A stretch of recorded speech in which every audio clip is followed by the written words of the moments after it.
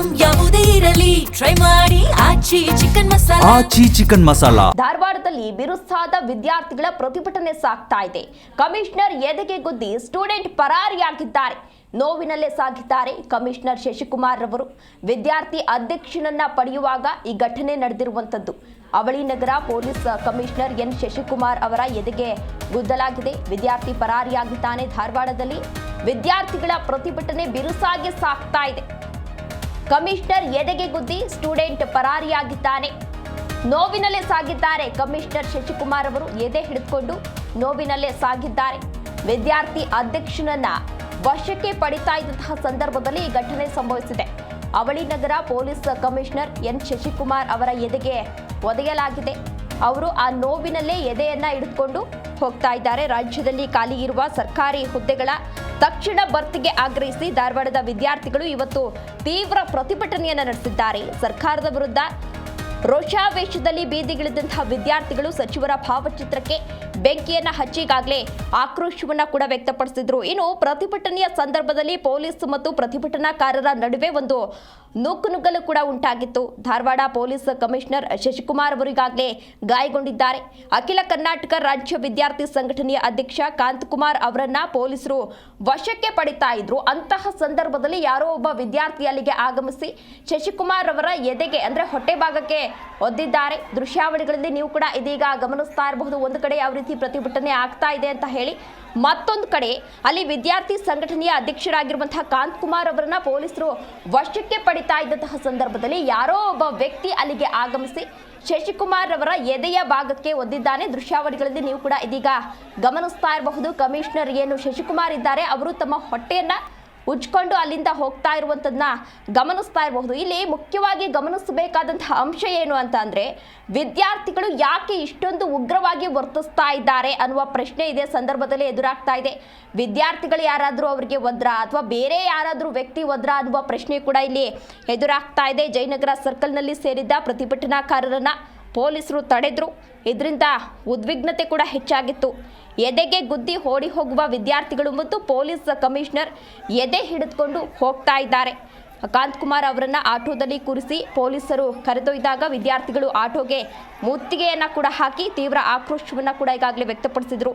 ಇನ್ನು ಪ್ರತಿಭಟನಾ ಸ್ಥಳಕ್ಕೆ ವಿಪಕ್ಷ ನಾಯಕ ಆರ್ ಅಶೋಕ್ ಅವರು ಕೂಡ ಈಗಾಗಲೇ ಆಗಮಿಸಿ ಪರಿಸ್ಥಿತಿಯನ್ನ ಗಮನಿಸಿದ್ರು. ಅಂದ್ರೆ ಸದ್ಯದ ಪರಿಸ್ಥಿತಿ ಹೇಗಿದೆ ಅಂತ ಹೇಳಿ ಆರ್ ಅಶೋಕ್ ರವರು ಕೂಡ ಈಗಾಗಲೇ ಸ್ಥಳಕ್ಕೆ ಆಗಮಿಸಿ ಆ ಪರಿಸ್ಥಿತಿಯನ್ನ ಗಮನಿಸಿದ್ರು. ರಾಜ್ಯದಲ್ಲಿ ಲಕ್ಷಾಂತರ ಸರ್ಕಾರಿ ಹುದ್ದೆಗಳು ಖಾಲಿ ಇದ್ರೂ ಕೂಡ ನೇಮಕಾತಿ ಪ್ರಕ್ರಿಯೆ ಸ್ಥಗಿತಗೊಂಡಿರುವುದನ್ನು ವಿರೋಧಿಸಿ ಇವತ್ತು ಸಾಕಷ್ಟು ವಿದ್ಯಾರ್ಥಿಗಳು ಅಲ್ಲಿ ಪ್ರತಿಭಟನೆಯನ್ನ ನಡೆಸ್ತಾ ಇದ್ದಾರೆ. ಯಾವುದೇ ಅಹಿತಕರ ಘಟನೆ ಆಗಬಾರ್ದು ಅಂತ ಹೇಳಿ ಸಾಕಷ್ಟು ಪೊಲೀಸರನ್ನ ಕೂಡ ನಿಯೋಜನೆಯನ್ನ ಮಾಡಲಾಗಿದೆ. ಪೊಲೀಸರು ಕೂಡ ಈಗಾಗಲೇ ಹರಸಾಹಸವನ್ನ ಪಡ್ತಾ ಇದ್ರು. ಇನ್ನು ಹತೋಟಿಗೆ ತರಬೇಕು, ಈ ಪ್ರತಿಭಟನೆಯನ್ನ ಹತೋಟಿಗೆ ತರಬೇಕು ಅಂತ ಹೇಳಿ ಸಾಕಷ್ಟು ಹರಸಾಹಸವನ್ನ ಕೂಡ ಪಡ್ತಾ ಇದ್ರು. ಇಂತಹ ಸಂದರ್ಭದಲ್ಲಿ ಅಲ್ಲಿ ವಿದ್ಯಾರ್ಥಿ ಸಂಘಟನೆಯ ಕಾಂತಕುಮಾರ್ ಏನಿದ್ರು ಅವ್ರನ್ನ ವಶಕ್ಕೆ ಪಡಿತಾ ಇದ್ರು. ಆಟೋಕ್ಕೆ ಹತ್ತಿಸಲಾಗ್ತಾ ಇತ್ತು. ಅಂತಹ ಸಂದರ್ಭದಲ್ಲಿ ಯಾರೋ ಒಬ್ರು ಬಂದು ಶಶಿಕುಮಾರ್ ಅವರ ಎದೆಗೆ ಹೊದ್ದಿದ್ದಾರೆ. ದೃಶ್ಯಾವಳಿಗಳಲ್ಲಿ ನೀವು ಕೂಡ ಇದೀಗ ಗಮನಿಸ್ತಾ ಇರಬಹುದು. ಯಾರು ಎದೆಗೆ ಹೊದ್ದಿದ್ದಾರೆ ಅನ್ನೋದನ್ನ ಪೊಲೀಸರು ಕೂಡ ಈಗಾಗಲೇ ಹುಡುಕಾಟವನ್ನ ನಡೆಸ್ತಾ ಇದ್ದಾರೆ. ಆದಷ್ಟು ಬೇಗ ಅವರನ್ನ ಅರೆಸ್ಟ್ ಮಾಡುವಂತಹ ಸಾಧ್ಯತೆ ಇದೆ. ಅಂದ್ರೆ ಪೊಲೀಸ್ ಅನ್ನೋದನ್ನ ಕೂಡ ಗಮನಿಸದೆ ಈ ರೀತಿ ವರ್ತಿಸ್ತಿದ್ದಾರೆ ಅಂತ ಅಂದ್ರೆ ಇನ್ನು ಎಷ್ಟು ಕೀಳುಮಟ್ಟಿಗೆ ವಿದ್ಯಾರ್ಥಿಗಳು ಇಳಿದಿದ್ದಾರೆ ಅನ್ನೋದನ್ನ ಇಲ್ಲಿ ಮುಖ್ಯವಾಗಿ ಗಮನಿಸಬೇಕಾಗುತ್ತೆ. ಅವಳಿ ನಗರ ಪೊಲೀಸ್ ಕಮಿಷನರ್ ಎನ್ ಶಶಿಕುಮಾರ್ ಅವರ ಎದೆಗೆ ಒದೆಯಲಾಗಿದೆ. ಅವರು ನೋವಿನಿಂದ ಯಾವ ರೀತಿ ಎದೆಯನ್ನ ಉಜ್ಕೊಂಡು ಹೋಗ್ತಾ ಇದ್ದಾರೆ ಅನ್ನೋದನ್ನ ಗಮನಿಸಬಹುದು.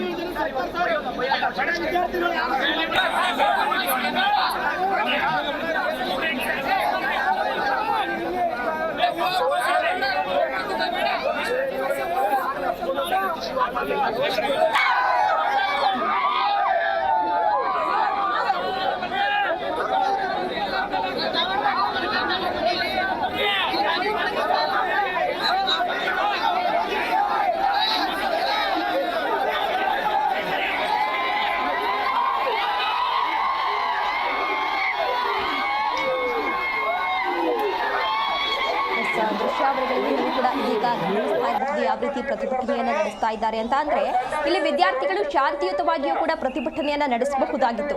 ಆದ್ರೆ ಯಾಕೆ ಈ ರೀತಿ ಉಗ್ರ ರೂಪವನ್ನ ತಾಳಿದ್ದಾರೆ, ಉಗ್ರವಾಗಿ ವರ್ತನೆಯನ್ನ ಮಾಡ್ತಾ ಇದ್ದಾರೆ, ಪ್ರಾಣಿಗಳ ರೀತಿ ವರ್ತಿಸ್ತಾ ಇದ್ದಾರೆ. ಒಬ್ಬ ಅಧಿಕಾರಿಗೆ, ಅದು ಕಮಿಷನರ್ಗೆ ಈ ರೀತಿ ವರ್ತಿಸಿದ್ದಾರೆ ಅಂದ್ರೆ ಆ ವಿದ್ಯಾರ್ಥಿಗಳ ಮನಸ್ಥಿತಿ ಯಾವ ರೀತಿ ಇರಬಹುದು ಅನ್ನೋದು ಇಲ್ಲಿ ಪ್ರಶ್ನೆಯಾಗಿ ಮೂಡ್ತಾ ಇರುವಂತದ್ದು ದೃಶ್ಯಾವಳಿಗಳಲ್ಲಿ ನೀವು ಕೂಡ ಇದೀಗ ಗಮನಿಸ್ತಾ ಇರಬಹುದು. ಸಾಕಷ್ಟು ಪೊಲೀಸರನ್ನ ಅಲ್ಲಿ ನಿಯೋಜನೆಯನ್ನ ಮಾಡಲಾಗಿದೆ. ಅಂದ್ರೆ ಆ ಪರಿಸ್ಥಿತಿ ಹೇಗಿದೆ, ಹತೋಟಿಗೆ ತರಲಿಕ್ಕೆ ಪೊಲೀಸರು ಕೂಡ ಹರಸಾಹಸವನ್ನ ಪಡ್ತಾ ಇದ್ದಾರೆ.